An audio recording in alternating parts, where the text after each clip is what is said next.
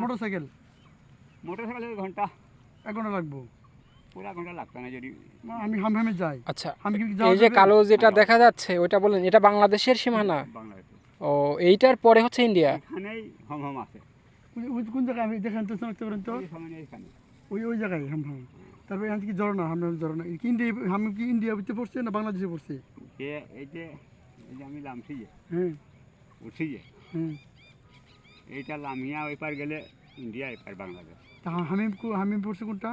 এটা বাংলাদেশে পড়ছে। ও আচ্ছা আচ্ছা। আমরা যদি এখন হামাম হেঁটে যেতে চাই না যেতে পারবেন, এই দিক থেকে 3 ঘন্টা করছি এখন না, যাওয়া যেত না। যাওয়া যাবে না, ওই দিক থেকে ঘুরে আসতে হবে।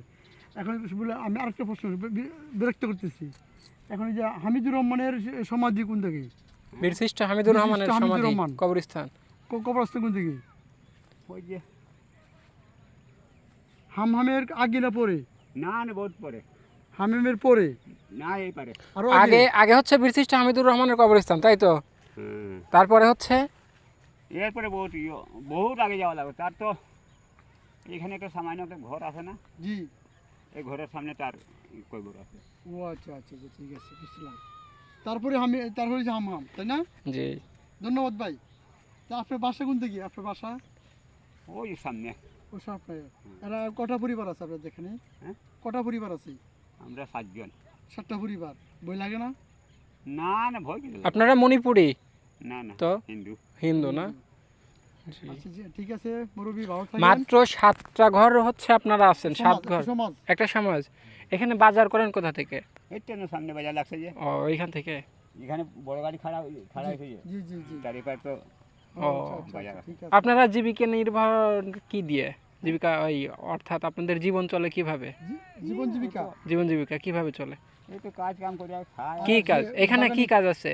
এই তো পাটি তোলা, ও আচ্ছা, এটা এই পাতা, পাতা তোলা। এই পাতা কিভাবে উঠান আপনারা? এই তো এটা তোলা যায়। হ্যাঁ উঠালাম, এটা উঠালেন কয় কেজিতে কত টাকা? 23 কেজি তুললে 180 টাকা। 23 কেজি একদিনে কয় কেজি উঠাতে পারেন? 23 কেজি সবই পারে না।